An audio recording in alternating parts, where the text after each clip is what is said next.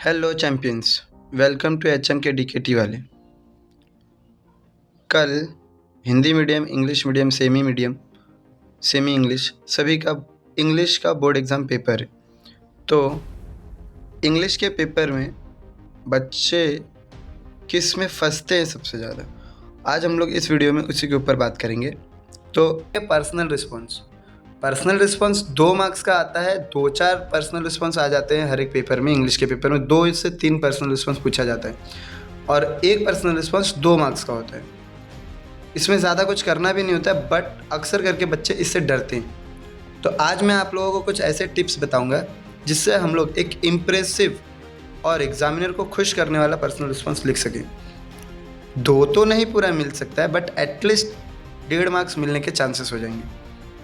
जैसे कुछ टिप्स है। पहला टिप्स ये है कि ऑलवेज राइट पॉजिटिव रिस्पॉन्स, यानी हम लोगों को जो भी हमारा ओपिनियन मांगा होगा, पर्सनल रिस्पॉन्स का मतलब ही होता है जो भी हमसे ओपिनियन ले जाएगी उस ओपिनियन को हम लोगों को हमेशा पॉजिटिव तरीके से प्रेजेंट करना है।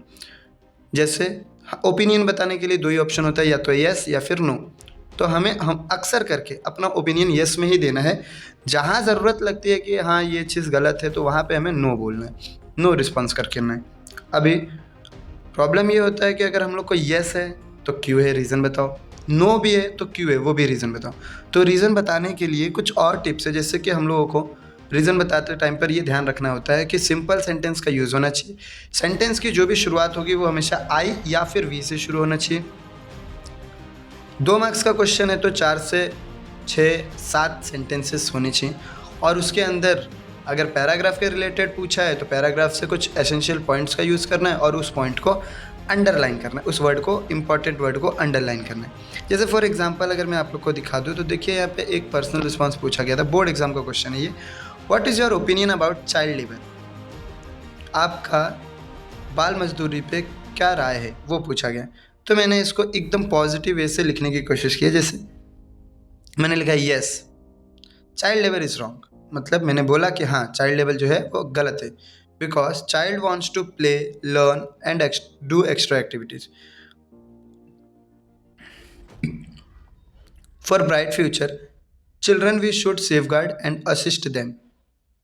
Child labour will affect on social health of people also.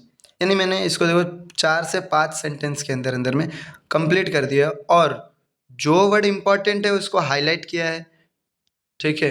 और ये पर्सनल रिस्पॉन्स मुझे अपनी तरफ से देना था, तो मैंने पॉजिटिव तरीके से दे करके रखा। सिंपल सेंटेंस का यूज़ करने का, 5 से 7 सेंटेंसेस में फ्रेम करने का और इम्पॉर्टेंट वर्ड्स को अंडरलाइन करने का, दैट्स ऑल। इतना किया, पर्सनल रिस्पॉन्स में 1.5 मार्क्स मिलना कन्फर्म होता है। दूसरा एक टॉपिक आता है समरी राइटिंग। समरी राइटिंग में भी सबसे ज़्यादा बच्चे फंसते हैं और ये 5 मार्क्स का क्वेश्चन बनता है। तो आज मैं आप लोग को ऐसे टिप्स बताऊंगा जिससे कि समरी राइटिंग्स को एकदम इम्प्रेसिव और अच्छे तरीके से कैसे लिख सकते हैं। जैसे पहले तो हमको क्या करना है, जो पैसेज दिया रहेगा उसको अच्छे से रीड करना है। रीड करने के बाद उसके रिलेटेड एक टाइटल निकालनी है। टाइटल 3 से 4 वर्ड के अंदर अंदर होना चाहिए, उससे बड़ा नहीं। और पूरे पैराग्राफ के जो भी सेंटेंसेस है उसमें एक्स्ट्रा पार्ट कौन सा है उसको एलिमिनेट करना है। एलिमिनेट बोले तो बाहर निकालना है, एक्स्ट्रा पार्ट को हटा देना है, क्योंकि जो बड़ा सा पैराग्राफ होता है ना उसके अंदर बहुत सारे कचरा दिया होता है, तो उस कचरे को, मतलब बहुत सारा एक्स्ट्रा पार्ट दिया रहता है, तो उसे हमें बाहर करना होता है। दूसरा, मोर इन्फॉर्मेशन इन शॉर्ट, यानी ज़्यादा से ज़्यादा पैराग्राफ का ज़्यादा से ज़्यादा इन्फॉर्मेशन हमको शॉर्ट में बताने की कोशिश करनी। और ट्राई करना है कि रिपीटेड वर्ड वापस ना आए हमारे पैरे में। और मेक ओन वर्ड सेंटेंसेस, हमको खुद के शब्दों के बनाए हुए सेंटेंसेस का यूज़ करना है। राइट एसेंशियल पॉइंट्स, पैराग्राफ में जो भी इंपॉर्टेंट पॉइंट है, जो भी एसेंशियल पॉइंट्स है वो लिखना बहुत ज़्यादा ज़रूरी है। अवॉइड ओन पॉइंट्स, खुद की राय नहीं देना है। समरी राइटिंग के अंदर खुद की राय नहीं दी जाती है। जो पैराग्राफ का पैराग्राफ जिस टॉपिक पे बात करता है वही राय देनी होती है, खुद की राय नहीं देनी होती।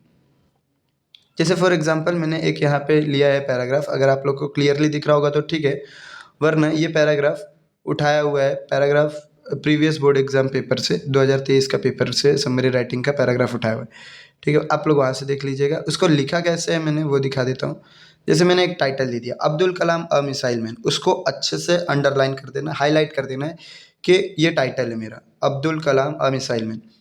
फिर APJ Abdul Kalam was a great scientist born in 1931, उसे अंडरलाइन कर दिया, जो जो इंपॉर्टेंट टॉपिक्स है उसको underline. And died in July 2015, he played important role in development of missile and nuclear weapon programmes. He also became president and also joined ISRO in 1969. He worked for SLV, third and vehicle design. He rejoined the DRDO for successful missiles. He was also known as Missile Man. He was lecturer also. He wrote books such as Autobiography, Wings of Fire. He received award, Padma Bhushan, Padma Vibhushan and many more. एकदम short करके, और जो जो points important है उसको मैंने देखिए अच्छे से हाईलाइट भी किया है। यानी हम लोगों को समरी राइटिंग में भी हाईलाइट करना ज़रूरी है, जो पॉइंट होते हैं हमारे उसको अंडरलाइन करो, इंपॉर्टेंट पॉइंट को दिखाओ, जिससे क्या होगा कि जो भी समरी राइटिंग है वो क्लियर कट समझ में आएगा कि हाँ इस पॉइंट को मेंशन किया है इसने पैराग्राफ से। ठीक है, thanks for watching. Next video हम लोग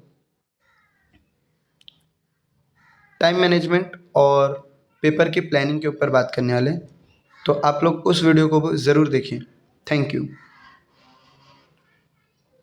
तेरी मैया।